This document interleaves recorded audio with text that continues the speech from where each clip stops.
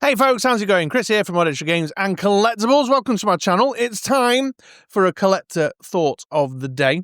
Collector thought on the sofa. This is where I run quick and dirty, just recording myself on my phone on my little armchair here at the corner of the man cave. I'm even using my portable microphone in order to do this.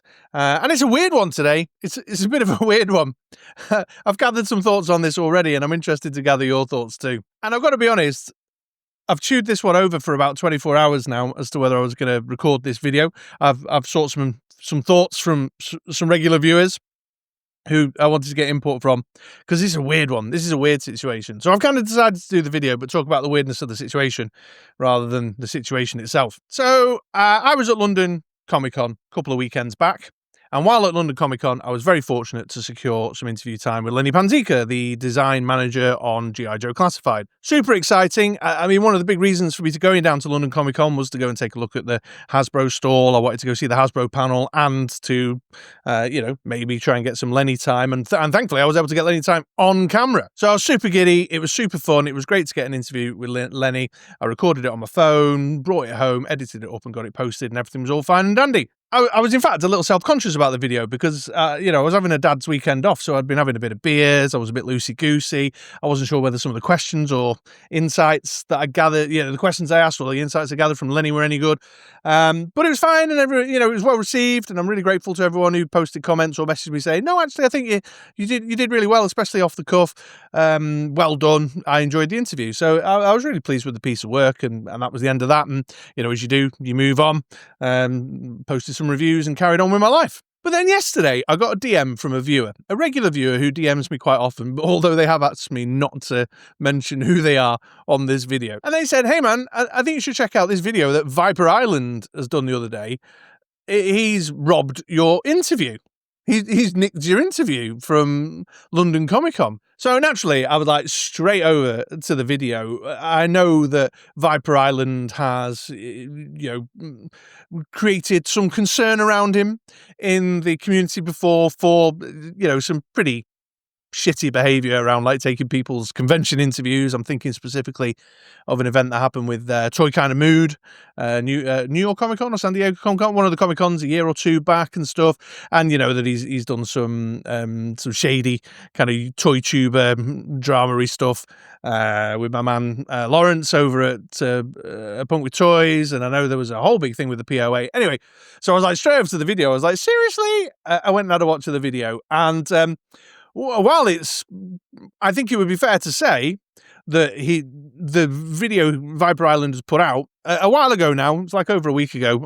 I'm just running way behind like I always do, and I pay no attention to Viper Island's output, so I never watched it. It passed me by. It wasn't until someone drew my attention to it. But it's fair to say that the themes, a big chunk of the themes, specifically referencing a recent interview that Lenny has done, is my interview that I did with him down at London Comic Con, but with no mention of me and my channel, no, reference link or source link in the comments, as a pinned comment or in the description of the video, nothing of the sort like that. But it is, theme, beat for beat, theme for theme, basically taking the question I asked Lenny and turning it into his own version of a piece of content, pointing out that in a recent interview, Lenny at Hasbro said... which is just, I don't know, it's kind of funny if it wasn't so tragic in a way. And it is, if you go and watch my interview with Lenny, you'll see I asked Lenny a question about how they make decisions about which characters to choose and the design process.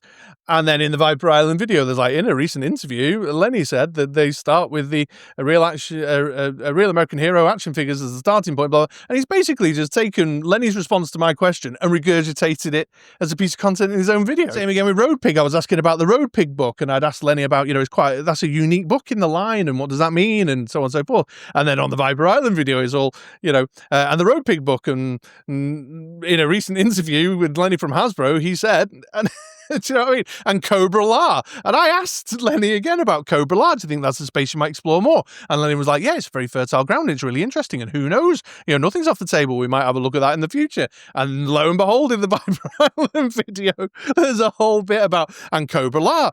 But he spun it as like, and that's Hasbro confirming that there's going to be more Cobra La figures coming down the pipeline. And I don't know. It's just all a bit weird. It's all a bit weird.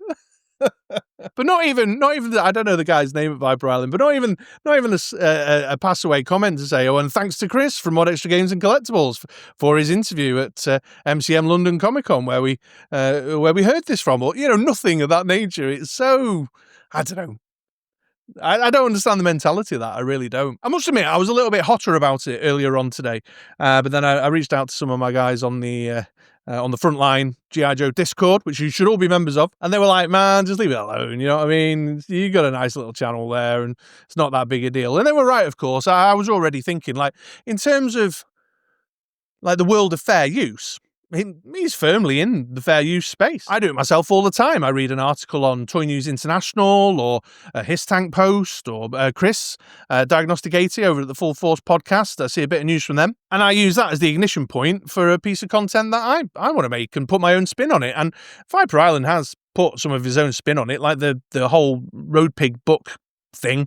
He's gone on to then speculate like what characters could the Road Pig book be used for. So that's all, that's all fine. I've got no problem with that. I do it myself all the time, readily, admittedly. Difference is, of course, that I put Full Force's logo up on the screen, or I say out aloud, and thanks to Chris, Diagnostic 80 over at the Full Force podcast, these are where these comments have come from, or I put a link to the Toy Arc article that I've read that's initiated my thought process. The sort of trickle down effect of news and information is not the issue here, is it? It's that weird mentality around like just not naming it. But he's been very careful, of course, because he's not used any of my footage, which I think is what he got in a sticky spot for last time around. Again, I steer clear of the drama, so I don't really know the full story, but I think that's pretty much what he got in a sticky spot for last time. So it's just funny. It's just weird.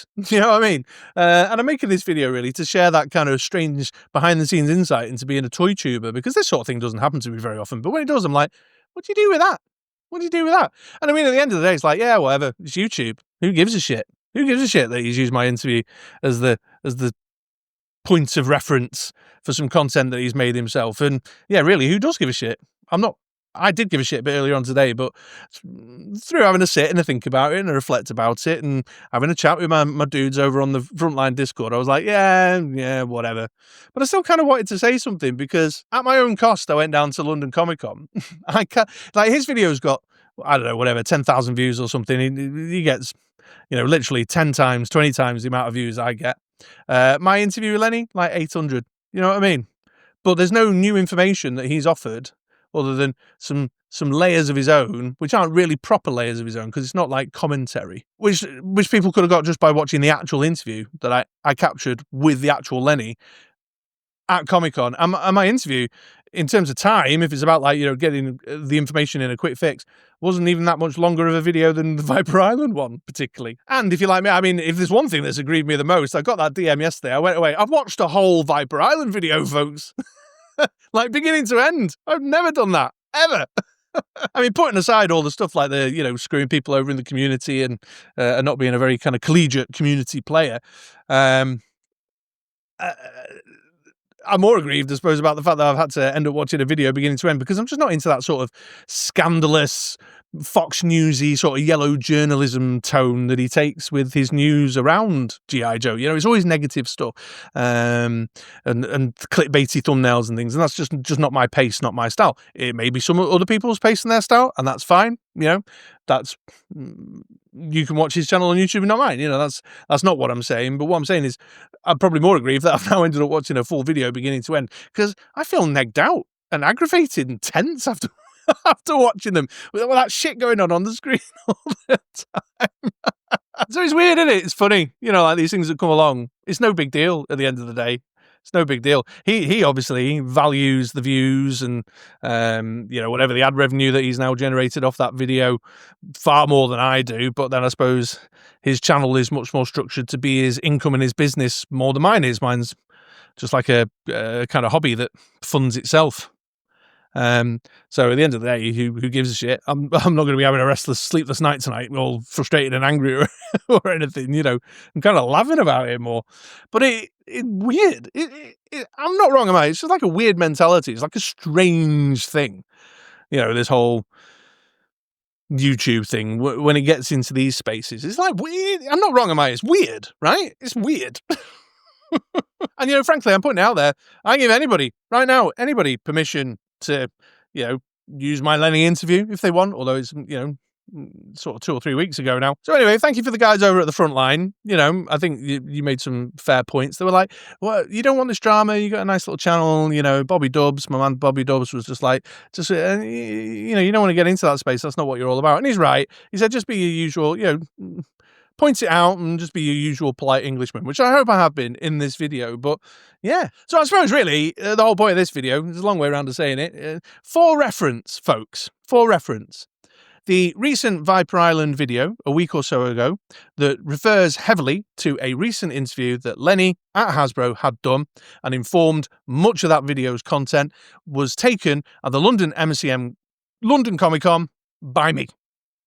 I interviewed Lenny. The source material, the reference for that is me. I took the interview with Lenny, and it was at London MCM Comic Con. And if Viper Island's not going to take the time to mention it, reference it, source it, then I will. It's me. What a weird fucking thing to be talking about. I'm still in two minds right now as I'm talking to you on camera, filming it, as to whether I'm even going to bother editing this and posting it. But I might do, because I actually, it's the humour of it all.